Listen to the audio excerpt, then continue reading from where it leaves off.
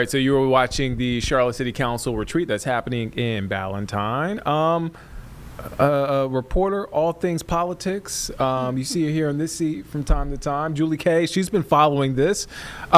Julie, I guess walk us through what I know they're talking about a wide range of things, but I guess what's the biggest concern issue that they are planning to talk about? And have they talked about it so far? Well, so we're just getting started. I just got back here after their lunch break, and this is their 2-day retreat. So it'll be today and tomorrow. They do it every year, usually in Asheville, but you'll remember it got canceled or postponed this year because of the snowstorm. So this is a little bit later than they typically do it, but this is where they kind of set their priorities for the year, specifically as they get ready for budget conversations. That's really what City Council's main role is deciding how we're going to spend the money.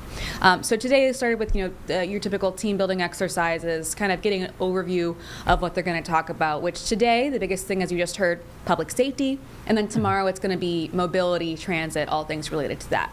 A lot of these topics, of course, kind of intertwine with each other. When we talk about public safety, we still have to talk about affordable housing. We have to talk about youth development. A lot of these things are kind of wrapped into one, but that's kind of how they're splitting up the 2 days. And so today, what I'm really interested to hear about is, of course, CMPD Chief Estella Patterson is going to be there talking with the council, and I'm really curious to see what she has to say. She's been very clear about, wanting to make sure that law enforcement is paid well and they have good benefits. And she's also talked about resources and training that she wants to get for the majority, if not all, of the officers.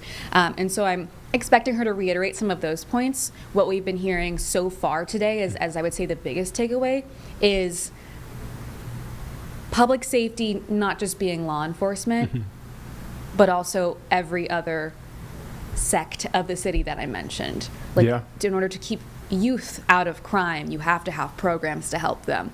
Healthcare is a piece of this. I mentioned youth, CMS, and education has to be a part of this conversation as well.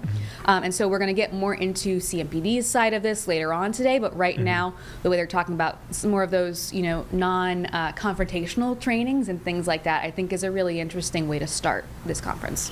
Interesting because of the timing, the primary tomorrow, one of the biggest races, the Mecklenburg County Sheriff race, and to your point, bigger than law enforcement as far as public safety, is something that the candidates have talked about here on WCNC Plus. They talked about that. Yeah, and I know you've gotten a chance to interview, I believe, all the candidates for sheriff. And so that is a huge piece of this, too, especially after the just tragic murder of Irina Zarutska. That really kind of blew up this whole topic in Charlotte. Of course, public safety was already in the top 3 things people care about in general, probably up there with affordability and things like that. But that really put Charlotte on the national stage as for what are our city and county leaders going to do now.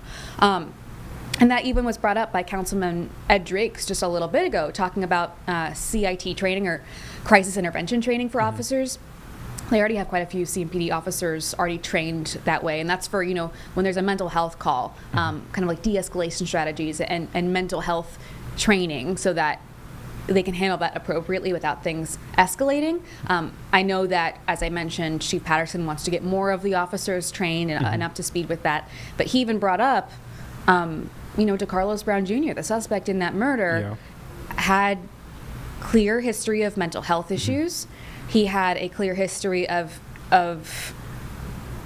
infractions and interactions with police prior to this. He had been admitted at one point, his mother at one point requesting an involuntary commitment, and how difficult that is to get. And even when that does happen, the stay in, a facility is often shorter than it used to be. And so this is a conversation that goes beyond just what City Council can do.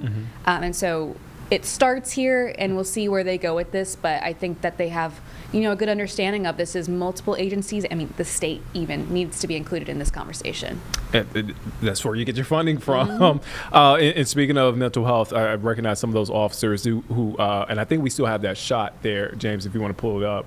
One of those, the officer right there works within the mental health space there for CMPD. Speaking, I assume, towards that. So again, great timing that you brought that up because he is speaking towards that right now. And he has been really good throughout the last couple of hours about explaining why it's important.